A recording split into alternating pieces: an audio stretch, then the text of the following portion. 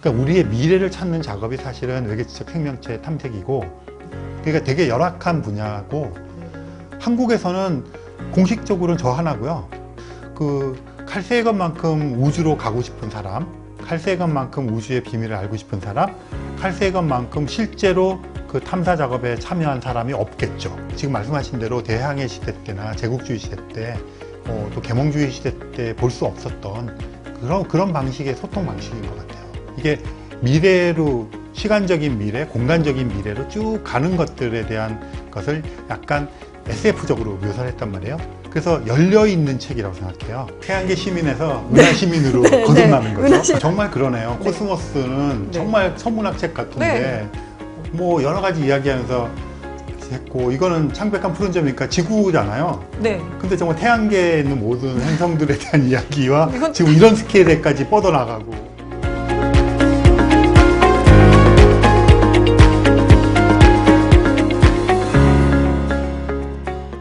안녕하세요. 사이언스북스와 과학책방 갈다가 함께하는 칼세이건 살롱 2021 전국민 칼세이건 읽기 프로젝트의 진행을 맡은 드로잉 작가 이미영입니다. 과학책방 갈다 대표 이명현입니다. 네. 자, 오늘 창백한 푸른 점 이 유튜브 시리즈의 마지막 회입니다. 20장 어둠의 세계와 21장 하늘로, 그리고 마지막 챕터인 22장 은하수를 발끝으로 누비며를 읽어보겠습니다. 시작을 하기 전에 네, 그 여전히 뭐 사이언스북스 유튜브 채널 관심 가져주시고요. 좋아요, 구독, 그 다음에 알림 설정 해주시기 바랍니다. 네. 자, 20장 어둠의 세계부터 읽어보겠습니다. 어둠의 세계 이지만 저희가 이 챕터를 읽고 뽑은 키워드는 세티입니다.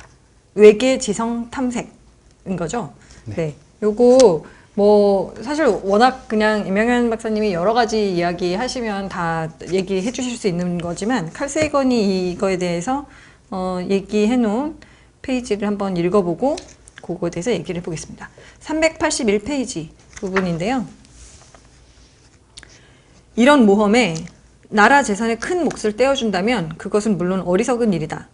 그러나 문명의 척도는 그것이 거대한 문제 해결에 어느 만큼의 관심을 쏟는가에 따라 가늠할 수 있지 않을까 나는 생각한다. 아마 앞으로 오랜 세월이 걸릴지는 몰라도 외계의 지성이 발견된다면 그것은 이 분쟁으로 갈라진 우리 행성을 통합하는 커다란 역할을 하게 될지도 모른다. 그것은 엄청난 격하의 마지막 단계, 우리 인류가 거쳐야 할 통과 절차, 우리 우주 속에서의 우리 자리를 찾으려는 오랜 탐색에 있어 전환점이 될 것이다 라고 이야기하고 있습니다. 세티를 왜 해야 되는가, 왜 이 돈을 들여서 이걸 하고 있는가, 이런 얘기들을 하게 될 것 같아요. 얼마 전에 아레시보 망원경도 막 이렇게 뭐죠? 끝났잖아요. 안녕도 했는데 여러 가지 이야기들이 생각나실 것 같아요. 네, 그러니까 지금 뭐 아레시보 아마 좀 낯선 분들도 있을 것 같아서, 이게 푸에르토리코라고 하는, 그러니까 미국 자치구죠. 거기에 있는 망원경인데요. 이게 계곡에 305m짜리 그 반사경을 만들어서 전파를 측정하는 그런 거였는데, 세티라고 하는 게 이제 외계 지적 생명체 탐색하는 거고, 주로 이제 인공적인 전파를 포착하려는 노력을 했던 거예요. 지난 한 60, 70년 동안. 그런데 여러 망원경을 사용했지만 그 중에서 이 아레시보 망원경을 집중적으로 사용했어요. 그래봤자 사실은 아레시보 망원경에서 하는 일이 여러 가지가 있어요. 천체 관측하는 것도 있고, 그 다음에 소행성, 우리 여러 가지 그런 거 탐색하는 거, 그 다음에 인공위성 추적하는 거, 지구 대기에 있는 어떤 상태를 레이더를 해갖고 하는 거, 이게 굉장히 다목적이고 송신도 할 수 있어요. 그런 것이고, 세티에는 한 1%에서 5% 사이. 근데 그게 가장 많이 세티에 시간을 내준 망원경이 아레시보 망원경이에요. 그래서 세티하면 아레시보를 떠올리기도 해요. 저는 전용인 줄 알았어요. 전용 아니에요. 지금 말씀드린 것처럼 여러 가지가 있어요. 근데 이게 이제 몇 달 전에 불행하게도 자연재해 때문에 이제 무너졌거든요. 그래서 사람들은 단지 천체 관측만을 못하는 거라고 생각하지만 이걸 대체할 수 있는 게 없어요. 왜냐하면 지금 말씀드린 대로 고층 대기를 측정하는 그 기상 관측용이기도 했고 또 그 어떤 소행성 탐사, 그다음에 우주선 탐사 이런 것들 하거든요. 그래서 다시 복구하자는 움직임이 있는데 전체는 안 될 것 같고요. 지금 그런 몇 가지 기능들을 위주로 복구하자는 움직임이 좀 있어요. 그 여기 이제 읽어주신 381쪽에서 82쪽 넘어가는 그쪽에 앞에 이제 좀 빼먹고 그 이런 모험의 나라 재산에 큰 몫을 떼어준다 뭐 그 앞에 사실은 뭐가 있어요. 네. 이게 외계 지적 생명체 탐색에 네. 이런 모험이 그거죠. 무엇인가? 그렇죠. 그러니까 거기에다 나라 재산에 큰 몫을 떼어준다면 그거는 어리석다고 세티 프로젝트의 창시자가 그렇게 말씀하셨어요. 그러니까 이제 그 누구나 자기가 관심 있는 분야가 있지만 또 보편적으로 서로 합의돼서 이 정도 하자는 그런 게 있잖아요. 네, 그래서 우리가 지금 현안에 있는 모든 걸 다 포기하고 뭐 궁극적인 우리의 뭐 그 어떤 걸 찾기 위해서 외계 지적 생명체의 온 지구의 모든 리소스를 다 해서 하자. 누가 동의하겠어요? 그런데 그 다음 말이 되게 중요한 것 같아요. 문명의 척도. 거대한 문제 해결에 얼마나 관심을 쏟느냐. 그러니까 이게 이걸 문화라고 할 수도 있을 것 같고요. 그러니까 우리 한때 요즘도 그런 말 쓰나요? 엥겔 지수. 네. 그래서 이제 먹는 게 차지하는 비율. 근데 요즘은 좀 바뀐 것 같아요. 맞아요. 얼마나 퀄러티 있게 먹느냐가 네. 존재해서. 근데 어쨌든 간에 우리가 세상을 살아나가거나 개인적으로도 그렇고 또 사회가 그렇고 국가가 그렇고 이렇게 하는 게 굉장히 많은 문제들을 당면에서 하고 있잖아요. 그럼 그것을 어떻게 균형 있게 배분하느냐 하는 게 되게 중요한데 누군가는 거대한 문제들, 전 지구적인 문제들 이런 거를 책임을 지고 해야 될 거 아니에요. 근데 그거를 기꺼이 맡아서 책임지고 하는 것을 좋게 말하면 지구를 대표해서 어떤 문명을 이끌어 나간다고 말하고 나쁘게 말하면 패권주의죠. 근데 이게 겹쳐 있잖아요. 패권적이지 않은 곳에서 이런 걸 하기가 되게 힘들고. 네. 그러면 이게 서로 어쩌면 상반되는 개념 같은 것들이 묶여 있는 거죠. 그렇다면 조금 더 문명적인 나라들은 조금 더 거대한 문제에 더 관심을 가져주는 게 우리가 생각하는 바람직한 세상인 거죠. 그 아마 가족이나 개인도 마찬가지일 거예요. 내가 하는 어떤 일들에 있어서 내 이익과 바로 개입이 되지 않더라도 다른 사람을 위한 것이라든가 우리가 범위를 조금 더 넓혀서 공공으로 간다든가 이런 것들 하는 것들은 다들 좋다고 하는데 집안은 나 몰라라 하고 그것만 하는 사람들은 좋게 봐줄 수는 없잖아요. 네, 이제 그런 얘기를 한 것 같아요. 근데 이제 외계 지적 생명체를 찾는다는 거는 여기 보면 이제 우리가 지금 이제 우주에 대해서 알아가고 하는 게 우주 속에서의 공간적인 위치, 그리고 시간적인 위치, 또 여러 행성 중에 하나, 여러 은하 중에 하나 이렇게 이제 그 해오면서 사실은 중심에서 변방으로 자꾸 밀어낸 역사잖아요. 그렇게 해오는 역사인데 외계 지적 생명체 탐색은 그거의 궁극인 것 같아요. 그러니까 우리 같은 문명이 계속 밀려나고 있는데 또 있어. 우리보다 발전되어 있을 수도 있어. 그럼 그건 우리가 미래가 되는 거잖아요. 그러니까 우리의 미래를 찾는 작업이 사실은 외계 지적 생명체 탐색이고 미래를 찾는다고 하는 것은 종으로서의 호모 사피엔스의 가능성을 체크하는 거고 그런 의미에서는 우리들의 당면한 여러 가지 문제를 사실은 해결할 수도 있는 그런 굉장히 큰 포텐셜을 가지고 있는 작업이라고 볼 수도 있죠. 그렇지만 우리는 지금 당장 살아야 되고 지금 당장 현안 문제를 해결해야 되는데 그것만 마냥 바랄 수는 없잖아요. 그러니까 누군가는 해야 되고 그러니까 거기서 여기 보면 문명의 척도란 단어를 쓴 것 같아요. 이런 건 이제 생각하다 보면 약간 앞으로 가야 되나 뒤로 가야 되나 옆으로 가야 되나 되게 이렇게 딱 얼어서 어디로 가야 될지 모르는 느낌이 딱 들 때가 있어요. 왜냐면 그렇죠. 이거에도 설득이 되고 저거에도 설득이 되고 뭐 이렇기도 하니까요. 하지만 이 고민을 하고 있는 사람들이 있고 그들의 얘기를 들을 수 있고 실제로 실행하는 사람들과 이런 것들을 행하고 있는 이런 망원경이 있고 이런 것들을 보는 게 그래도 약간 움직일 수 있게 해주는 게 아닌가라는 생각이 들었습니다. 네, 저도 그 이렇게 약간 칼 세이건이 했던 방식대로 따와서 돈 얘기를 좀 해보면 예를 들어서 그 이제 세티 과학에 들어가는 인력과 돈인 거예요. 전 세계에. 전 세계가 지금 77억 인구가 그런데 그 중에 그 천문학자가 13,000명 정도 돼요. 활동하는. 그런데 세티 과학자는 제 생각에 지금 그 전통적으로 천문학을 그 해서 하는 세티 과학자는 50명? 거기다가 이제 인류학자, 뭐, 그 영장류 연구하는 이렇게 해서 좀 넓혀서 세티 연구자 200명? 예요. 그리고 세티의 지금 가장 큰 그 돈줄은 브레이크스루 리슨이라고 하는 그 유리 밀러라는 분이 기부한 게 1억 달러거든요. 1,200억 원. 그것도 10년 동안. 그럼 1년에 120억 원이에요. 물론 그 이외에도 뭐 미국 다른 펀드에서 오는 게 있는데 이게 제일 크고 주류예요. 그렇다면 1년에 120억, 뭐 다른 데 거 쳐서 200억 원? 우리 돈으로?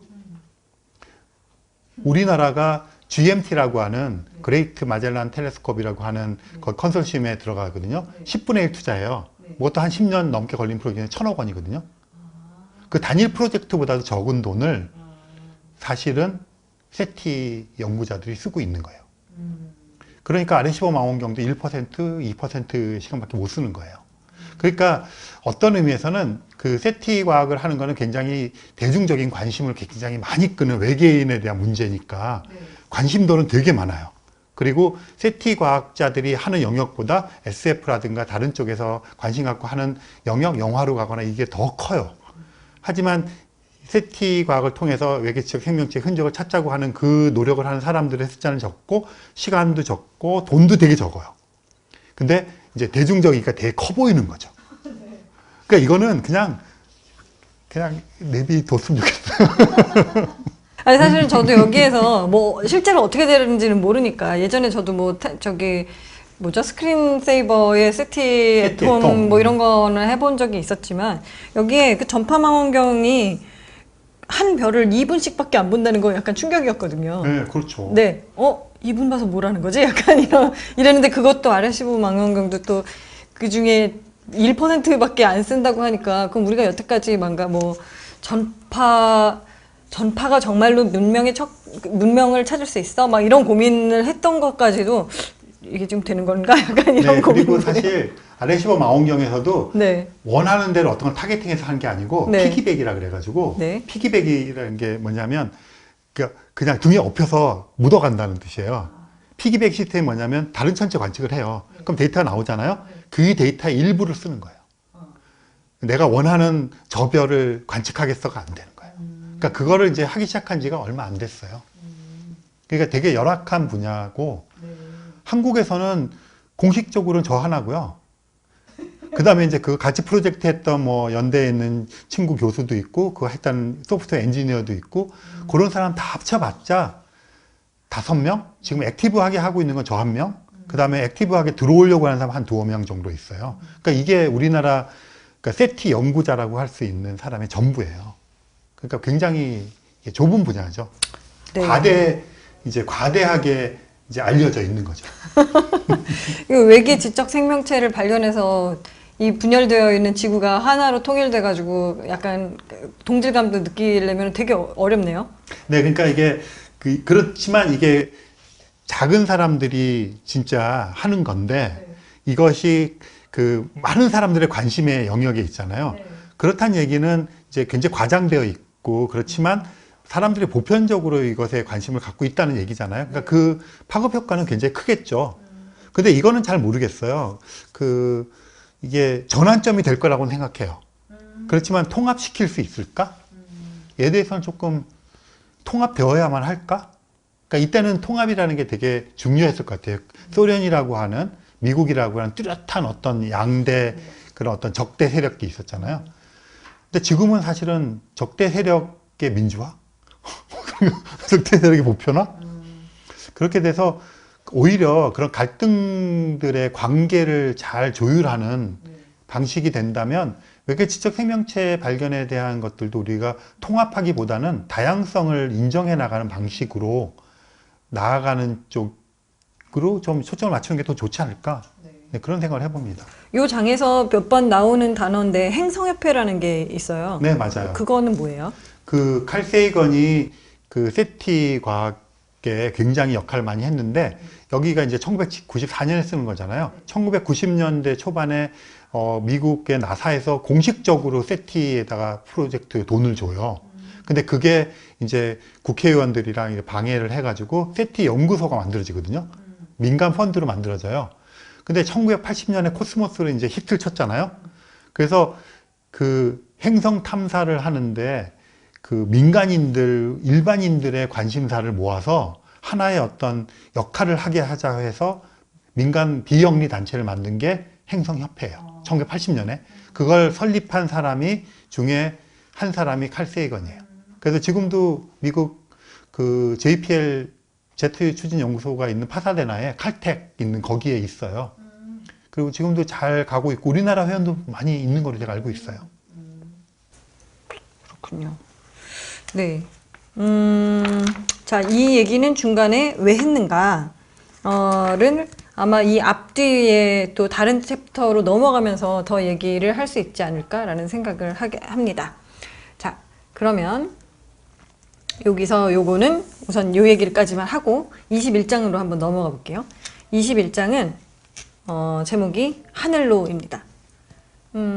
키워드는 이 챕터 읽어보고 나서 뽑은 키워드는 인간 지상주의와 우주 탐사. 자, 다시 앞으로 돌아가거나 이거는 약간 전도체 책의 전체를 요약하는 느낌의 챕터였던 것 같아요. 문장을 한번 찾아서 읽어볼게요. 394페이지의 부분입니다. 자, 나는 이 책의 앞부분에서 지방중심주의에 대한 투정을 늘어놓았지만 지금 여기서는 인간 지상주의자로 바뀐 나 자신을 발견한다. 이 태양계 안에 다른 생물이 있다면 그들은 인간이 다가오기 때문에 위험 속에 놓이게 된다. 우리는 지구 생물을 대신해서 우리 능력의 한계를 충분히 참작해서 태양계에 대한 지식을 광범위하게 증가시킨 후 다른 세계로 이주하기 시작할 것을 촉구한다. 이는 우리가 찾아내려던 실질적인 이유라고 할 수 있다. 즉, 달리 피할 수 없는 충돌의 재해로부터 지구를 방어하고 우리를 지켜온 환경에 대한 다른 많은 위협으로부터의 우리의 살 길을 확보하기 위한 것이다. 이런 명분 없이는 화성이나 다른 세계로 사람을 파견하는 계획이 절대적 필연성을 가질 수 없다. 그러나 나는 이 이유라면, 그리고 과학, 교육, 장래의 전망과 희망 등으로 뒷받침된 근거가 곁들여진다면 강력한 주장이 가능하다고 생각한다. 만약 우리의 영속적 존속 여부가 걸려있다면 지금 우리는 인간을 다른 세계로 진출시킬 근본적인 책임을 져야 한다. 잔잔한 바다를 바라보는 선원들처럼 우리는 미풍에 담긴 바다의 속상임을 듣고 있는 것이다.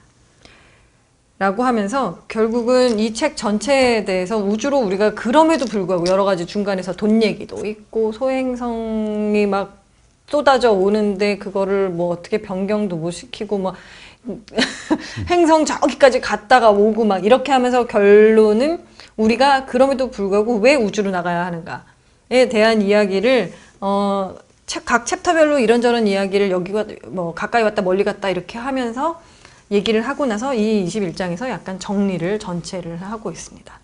맞아요. 그래서 이 칼 세이건의 이제 그 어쩌면 그 자기가 이제 정리를 쭉 해주기도 하고 약간 그런 것도 있는 것 같아요. 여기 보면 이렇게 막 얘기를 해놨잖아요. 헷갈려요. 사람들이. 그래서 어쩌자는 거지? 우주로 가자는 거야? 말자는 거야? 뭐 이렇게 되잖아요. 그래서 여기 보면 지방 중심주의에 대한 투정을 늘어놓았지만 자기는 그렇지만 지금 여기서는 인간 지상주의로 바뀐 자기를 발견한다. 그러니까 여기 이제 드러난 것 같아요. 나는 이런 꿈을 꾸고 있고 실제 이런 활동을 하고 있고 그것에 미덕을 앓고 있고 나 자신을 설득시켜 보려고도 하고 있고 하지만 어쨌든 나는 인간으로 태어났고 여러분과 더불어서 지금 이 순간 여러분과 향유하는 이것이 지구에서 되게 중요하다. 내가 이런 걸 다 희생하면서 저리 가자 이렇게 하는 건 아니다 하는 거를 조금 한 번 더 명확하게 말하는 것 같아요. 그래서 그 칼 세이건만큼 우주로 가고 싶은 사람, 칼 세이건만큼 우주의 비밀을 알고 싶은 사람, 칼 세이건만큼 실제로 그 탐사 작업에 참여한 사람이 없겠죠. 그러면 우리가 생각하기에 가장 우주주의적인 사람이잖아요. 그런데 그 자신이 그럼에도 불구하고 자기는 인간 지상주의자라고 고백하는 거잖아요. 여기서 이제 사람들은 좀 안도할 수도 있고, 그 다음에, 이 사람은 우리와 같은 사람이구나. 지금 이 순간을 행복하게 사는 것이구나. 그런 생각을 하게 해주는 것 같아요. 혹시나 이해 못할 사람을 위해서 명확하게 박아놓은 것 같아요. 그러니까 때로는 이런 거 중요할 것 같아요. 그죠? 네. 왜냐면 사실 이 책에서 거의 서문에서도 그런 얘기 했잖아요. 처음에는 인간의 한계와 되게 우리의 부족한 점을 막 열심히 얘기하다가 그렇게 할 거니까 이 책은 어차피 그렇게 갈 거야. 이렇게 처음에 밑밥 깔아놓고 시작했었는데 그게 이제 여기 와서 같이 연결되는 느낌도 좀 있어요. 네, 맞아요. 그래서 여기도 보면 이제 이게 어쨌든 우리가 동물과 식물 세계, 생태계를 다 이해한다고 하더라도 우리도 그 속에서 살아가고 생존해 나가야 되는 하나의 생명체잖아요. 네. 그럼 그 생명체들이 갖고 있는 보편적인 어떤 특성들을 거역하지 못하니까 먹어야 되고 뭐 이렇게 해야 되는 것을 하다 보면 우리가 의식과 지각을 갖기 시작하면서 갖게 된 선악의 구도, 연민, 그 다음에 뭐 이런 여러 사회에서 형성된 가치관에 의해서 이런 것들이 불편해질 수도 있잖아요. 그럼에도 불구하고 우리는 살아가야 되는 또 하니까 누구나 지상주의자가 돼야 되는데 그걸 구태여 부인하지 않는다는 것. 그런 이야기도 우리 보통 사람들과 공감할 수 있는 어떤 영역대를 넓히는데 한 몫을 하는 것 같아요. 네. 근데 또 떠났잖아요. 그렇죠. 다른 세계로 진출할 그 모든 책임이 있대잖아요. 근데. 결국은 가야 된다는 얘기죠. 가자는 거죠. 네. 이게 약간 배신감 같은 게 나도 인간지상주의자야 라고 고백하더니 갑자기 그렇지만 가야 돼. 약간 이런 얘기가 진행이 되는 거죠.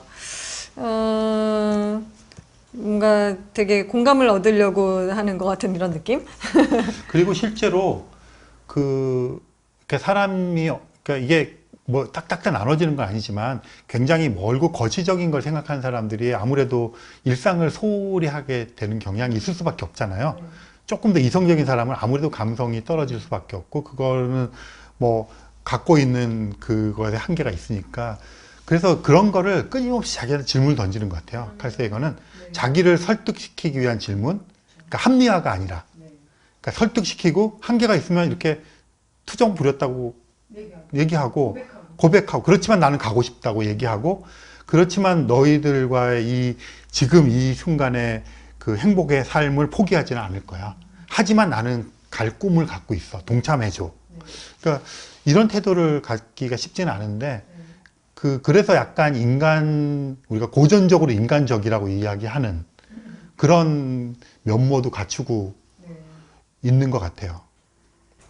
코스모스 뭐 가능한 세계들이나 아니면 코스모스 1980년판 저희가 쭉 읽으면서 저가 약간 우주로 가는 것에 대해서 이 둘이 다 얘기하는 게 대항해 시대 때 제국주의 때 같은 게 아니라 그런 뭐 외부에 있는 사람들을 교화하거나 우리의 자산으로 갖겠다 이런 거보다 다른 관점에서 그런 계몽주의가 아니다. 밖으로 나가는 것이 우리 종을 계속 지속시키려는 어떤 의무가 있다. 이런 이야기로 해서 가는 거를 좀 명확하게 해주더라고요. 그래서 그냥 칼 세이건은 이런가? 라고 했었는데 이 장에서 그걸 되게 명확하게 문장으로 좀 보게 된 것 같아요. 맞아요. 그러니까 이게 일체시키는 거라고 생각해요. 이제 계몽주의가 되면 계몽하는 사람과 계몽당하는 사람이 있어야 되는 거잖아요. 근데 이제 칼 세이건은 계속해서 설명을 하잖아요. 설득하고 설명하고 뭐 안 그래도 할 수 없어. 우리의 한계가 있어. 하지만 이렇게 하면 좋겠어라고 얘기하는 거니까 듣는 사람 입장에서의 어떤 선택권 그리고 칼 세이건의 그런 어떤 자체 모순적인 것들을 안고 가는 것들 그렇지만 방향은 계속 제시해주고 이게 이제 지금 말씀하신 대로 대항해 시대 때나 제국주의 시대 때 뭐 또 계몽주의 시대 때 볼 수 없었던 그런 방식의 소통 방식인 것 같아요. 그래서 우리가 우리의 종을 종속시키기 위해서 계속해서 우리가 우주로 나아가야 한다라는 되게 명확한 내용을 요약해서 여기에서 거의 엑기스로 얘기를 해주는 것 같습니다. 자, 그러면 이제 22장 마지막 챕터입니다. 은하수를 발끝으로 누비며 한번 읽어볼게요. 이거 뭐 마지막 챕터이기도 하고요. 얘기가 또 되게 멀리까지 갔다가 SF로 멀리까지 갔다가 다시 돌아오는 부분인데, 그래서 키워드를 창백한 푸른 점으로 정해봤습니다. 문장을 찾아서 한번 읽어볼게요. 403페이지부터 보면은, 사실 태양계 안에서 이주 정착하려는 계획은 몇 가지 문제점만 제거한다면 앞으로 과학기술의 눈부신 발전에 기반한 열린 시대, 그리고 문화가 개화되는 시대, 또 외계 공간뿐만 아니라 정부나 사회 조직에 이르기까지 광범위한 실험이 이루어지는 시대를 예고하는 것이라고 나는 생각한다. 여러모로 보아 태양계 탐험과 다른 세계의 식민 계획은 역사의 종점이 아니라 그것을 훨씬 능가하는 역사의 시점을 이룩하는 것이라고 할 수 있다. 자, 그래서 뭐 여러 가지 약간 요 뒷부분이 정리하는 챕터가 좀 몇 개 있는데, 여기는 조금 더 스케일을 키워서 또 SF를 한번 갔다가 오는 것 같아요. 그래서 이게 진짜 이제 SF인지 아니면 실제 계획처럼 넘어가는 건지 요런 것들이 있죠. 그래서 식민 계획, 뭐 태양계 탐험 이런 것들이 아까 얘기했던 것처럼 우리의 운명이다라고 얘기했던 거와 연결되어서 이게 역사의 종점이 아니라 우리가 여기서부터 역사를 다시 새로 시작하는 거다. 이런 얘기를 하고 있습니다.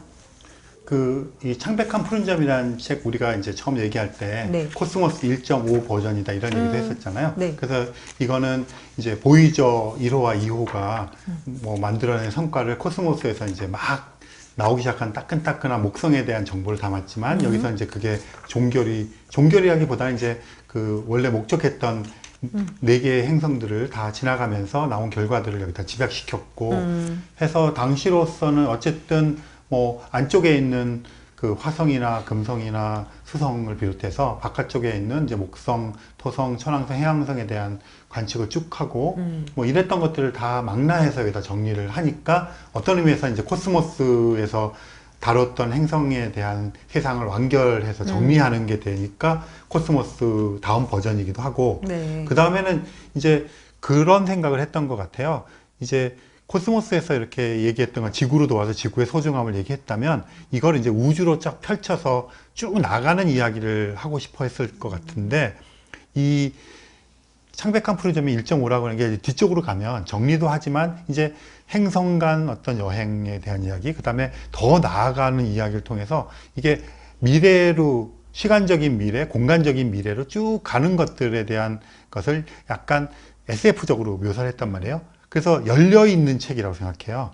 그래서 이게 2.0으로 딱 떨어진 게 아니라 그냥 1.0. 그리고 살아있었다면 아마 뭐 시간이 조금 지난 후에 뭐 코스모스 시즌2가 2014년에 나온 그런 다큐멘터리 형태보다는 오히려 지금 창백한 푸른 점을 아우르는 형태로 나왔을 것 같고, 그것이 연결되면서 뭐 코스모스 가능한 세계들로 가지 않았을까 이렇게 추측해 볼 수가 있거든요.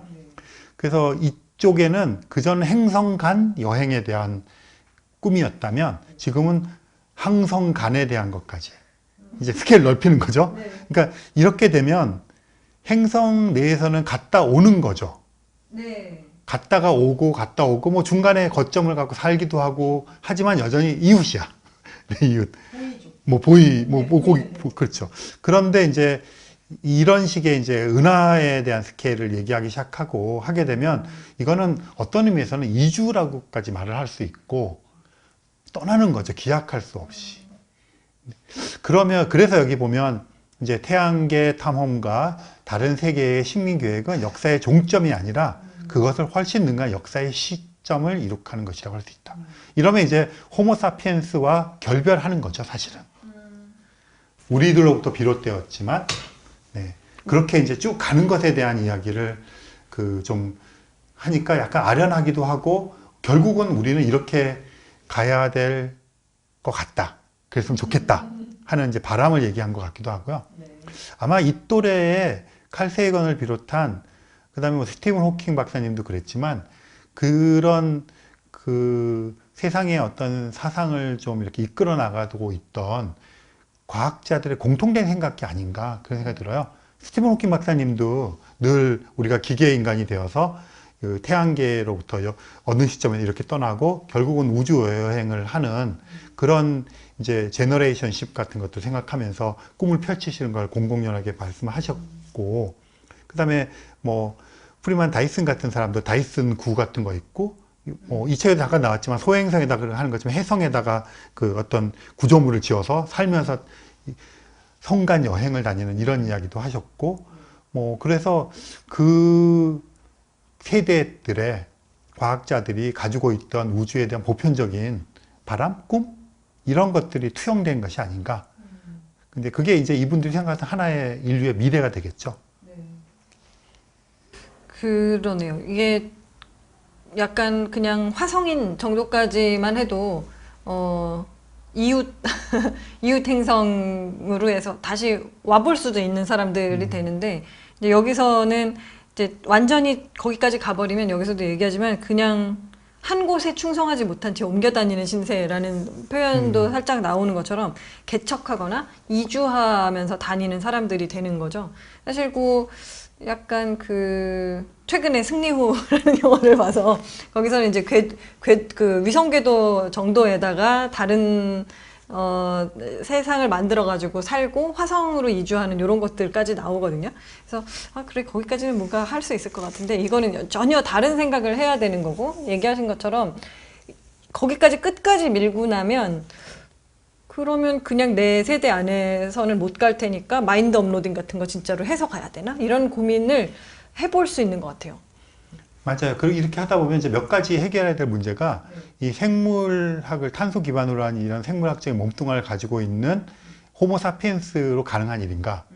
그러면 이제 제일 쉬운 방법이 이제 기계 인간이 되는 거죠. 아니면 우리가 기계로 대체되거나, 이제 그게 이제 스티븐 호킹 박사님 같은 분들이 생각했던 방식이고, 뭐 커즈웨일 같은 사람이 생각하는 방식이고, 그 제너레이션십은 이제 이게 계속해서 대를 이어서 가는 것들은 우리가 SF 영화 같은 데서 많이 보게 되잖아요. 그런 꿈들이었던 것 같아요.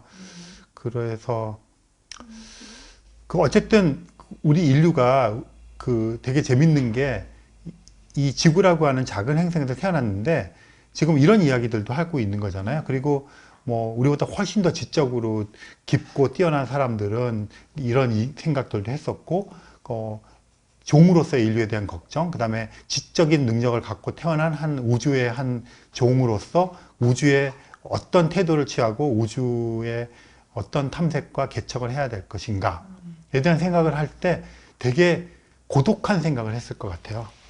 그래서 이렇게 가는 것은 사실은 의식을 가진 어떤 한 지적 존재가 끊임없는 지적 탐험을 해 가는 거잖아요. 지구상에서만 하기도 고독한데. 네, 그래서 그런 것들에 대한 바람, 뭐 가치. 네. 그렇지만 이런 것이 얼마나 또 의미가 있을 수 있는가 하는 것들 앞에서 쭉 얘기했던 거의 연장선상에서 네. 얘기를 해주고 있는 것 같아요. 네.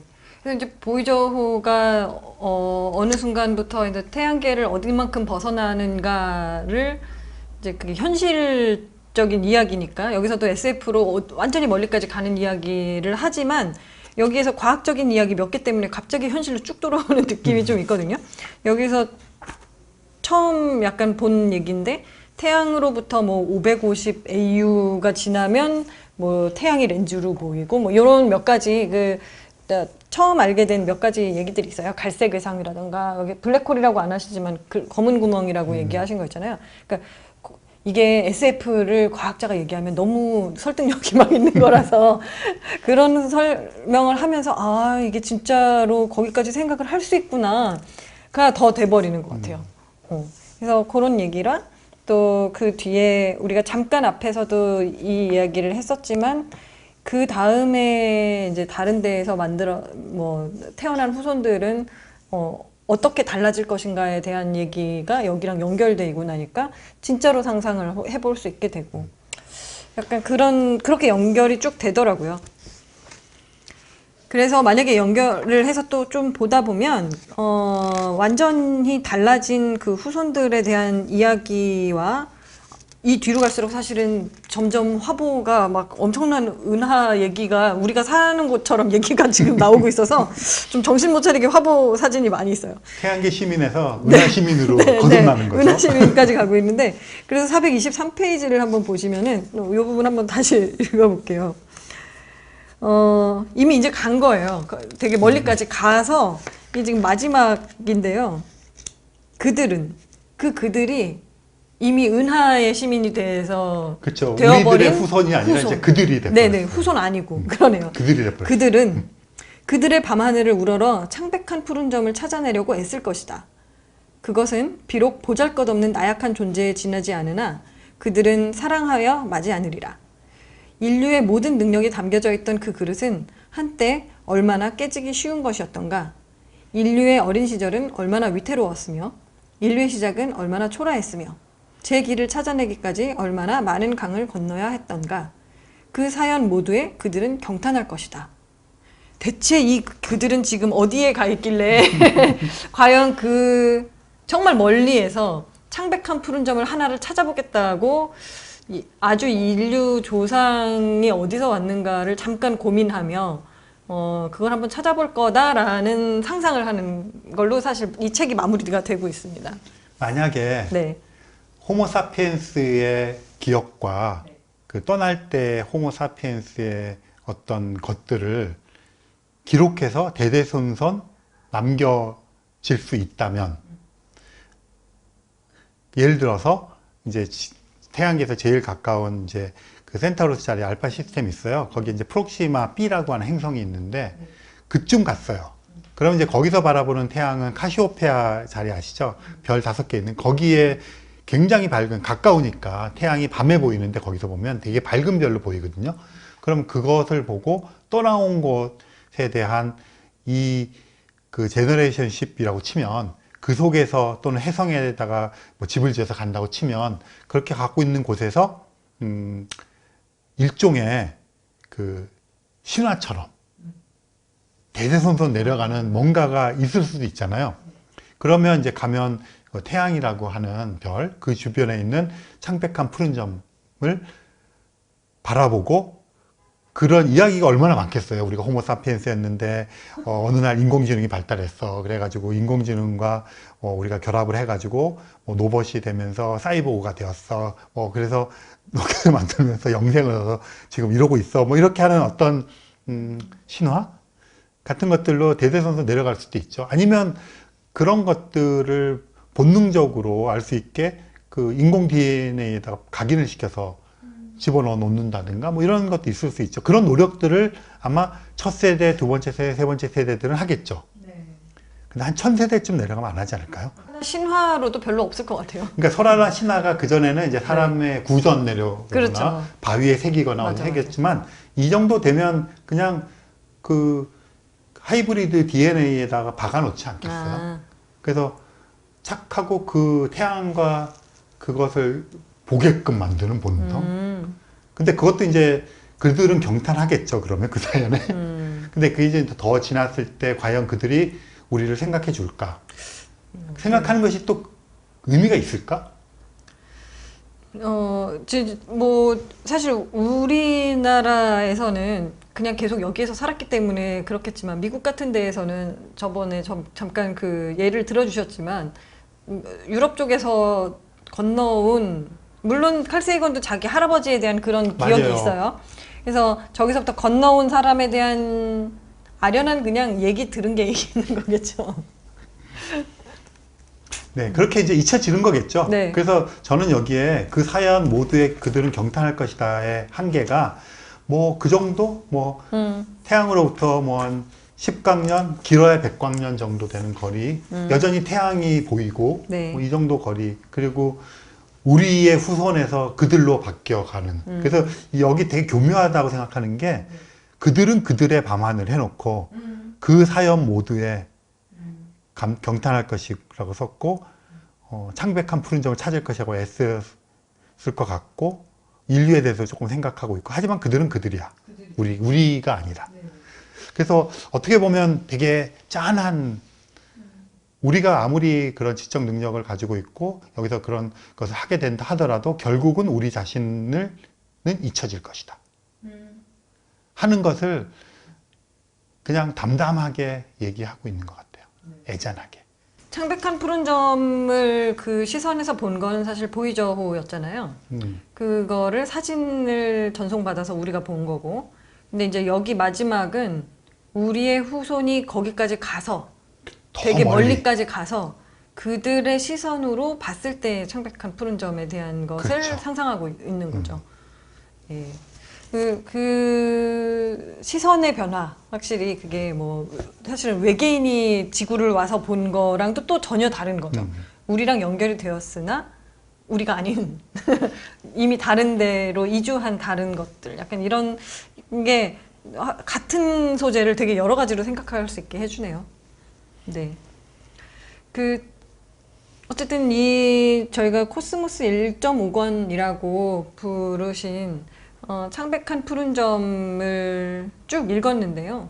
저는 우선 느낌이 코스모스는 우주 얘기할 줄 알았는데 지구 얘기했고 창백한 푸른 점은 지구 얘기할 줄 알았더니 태양계 얘기해가지고 약간 역시나 칼 세이건의 책 제목은 믿을 수 없다 라는 생각을 좀 더 붙이게 되었습니다. 정말 그러네요. 네. 코스모스는 네. 정말 천문학 책 같은데 네. 뭐 여러 가지 이야기하면서 했고 이거는 창백한 푸른 점이니까 지구잖아요. 네. 근데 정말 태양계에 있는 모든 행성들에 대한 이야기와 이건 지금 이런 스케일에까지 뻗어나가고 이건 제목이 태양계라 해야 되잖아요. 그렇죠. 이거는 행성 네. 천문학이라고 붙여야지 마땅한 거죠, 사실은. 네. 그래서 어쨌든 덕분에 태양계 여행을 다 했어요. 아, 맞아요. 네. 네. 태양계 여행을 쭉 할 수 있고 그 여행의 궁극적인 끝이 어디까지 갈 것인가까지 우리에게 보여준 거죠. 네, 그래서 어디까지 가서 그 다음에 다시 이 창백한 푸른 점을 볼 것인가. 예, 되게 긴 여정을 여러분과 같이 함께 하는 느낌이 들었습니다. 네, 그래서 저희는 이제 이 유튜브를 하고 있는 이제 목적 중에 하나가 이 창백한 푸른 점이라고 하는 대단히 멋진 책이에요. 이 책을 여러분들과 같이 읽어보고 싶은 것이고, 그 책을 읽는 일종의 저희들의 가이드 여행을 하고 있는 거죠. 그래서 부디 이 책을 저희들의 가이드와 더불어서 좀 끝까지 이렇게 읽어보시고 저희들이 같이 느꼈던 그런 것들을 좀 공감할 수 있으면 굉장히 좋겠습니다. 네. 마지막 세 챕터가 약간 좀 몰아쳐서 요약 이렇게 했는데 그거가 주는 그 전체 맥락을 한 번씩 확인할 수 있거나 되게 상상을 좀 더 다른 많은 지식 정보를 여기서 얻은 걸 바탕으로 해서 더 상상을 할 수 있어서 되게 재미있고 즐겁게 읽었습니다. 네, 저는 지금 미영님이 말씀하신 거를 이제 강연 같은 거 책 읽기 강연할 때 독서의 가속이라고 부르는데요.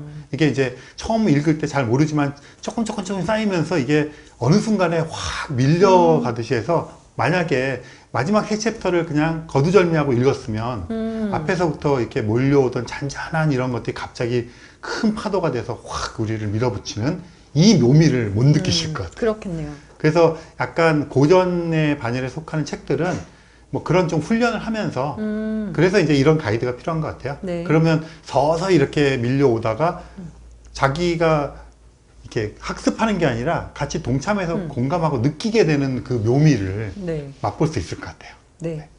그리고 칼 세이건이라는 장르에 점점 약간 익숙해지는 느낌이 있어서 저희가 어쨌든 이번에 창백한 푸른 점은 끝냈지만 또 다음 책을 무엇을 읽게 될지 저도 많이 기대가 됩니다. 네, 다음에 또 다른 책으로 여러분들과 만나도록 하겠습니다. 네. 저희는 여기서 정리를 하죠. 네, 네, 수고하셨습니다. 고맙습니다.